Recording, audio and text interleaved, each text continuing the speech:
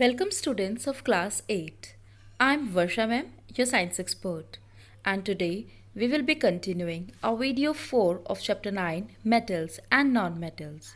So students, in the previous topic we discussed the remaining physical properties of metals and non-metals. So the first property we discussed was sonority, which means when the substances are hit with something, it produces sound. So metals are sonorous, and on the other hand, non-metals are non-sonorous. Also, we did an info bit of Tibetan singing bowls. So these are the bowls made up of metals like copper and zinc, and they are used in the time of meditation by Buddhist religious practices. The next property was thermal conductivity, means whether they are good conductors of heat or not. So metals are good conductors of heat, but non-metals are poor conductors of heat. The exception we did was that lead and mercury, being metals, are poor conductors of heat, but diamond, being a non-metal, is a good conductor of heat. So the next is melting and boiling points. So metals have high melting and boiling point except gallium and cesium, and non-metals have low melting and boiling point. The next topic we did was chemical properties of metals and non-metals. So the first property was reaction with oxygen. So when metals are reacted with oxygen, they produce metal oxides. So these oxides are basic in nature and they turn red litmus to blue.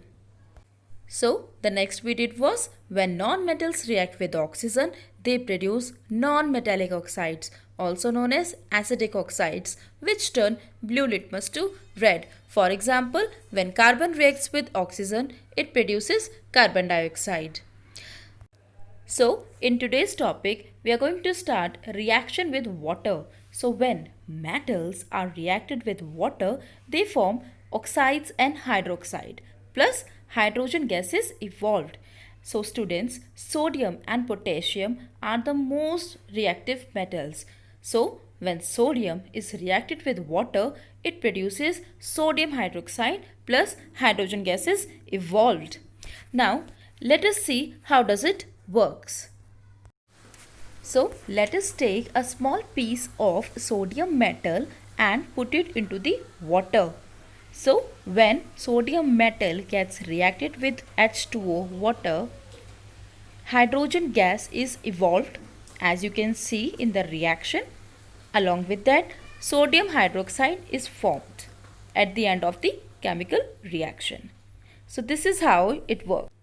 As these highly reactive metals like sodium, potassium, lithium are kept into the kerosene oil, not at the room temperature, because kerosene oil does not have any oxygen content in it. But have you ever thought what will happen if they are kept at the room temperature? So let's see.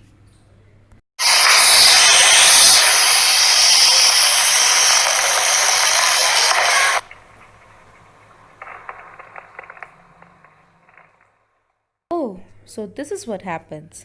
As it gets reacted with oxygen present in the air, so it catches fire and lots of heat is evolved. So the next topic to discuss is the corrosion. So in corrosion, when metal articles are exposed to air and moisture for a long time, they lose their shining. Or in other words, it is the process of gradual destruction of a metal due to the attack of atmospheric gases and moisture on its surface. So, corrosion can be done on silver articles, iron and copper objects. So, in case of silver articles, when silver is exposed to air for a long time, it becomes black due to the formation of silver sulfide layer on its surface. And in case of iron, when they are exposed to moist air for a long time, it forms a coating of brown flaky substance called rust. And this corrosion of iron is called rusting. And lastly, in case of copper, when they are exposed for a long time, they form a green colored coating of copper carbonate on its surface. So now let me tell you an amazing fact. So do you know what is this? Well, you guessed it right. It is Statue of Liberty in United States of America. And this Statue of Liberty is related to our topic of corrosion. Do you know why? Because Statue of Liberty is made up of copper and copper is of reddish brown in color. So, due to the long passage of time, it has been corroded and it has formed green color on its surface, due to which we observe it as green in color. So, wasn't that amazing? So, with this, we end with our today's topic. So, these are your in between questions. Learn and copy down in your notebooks. Stay home, stay safe, and keep learning. Thank you.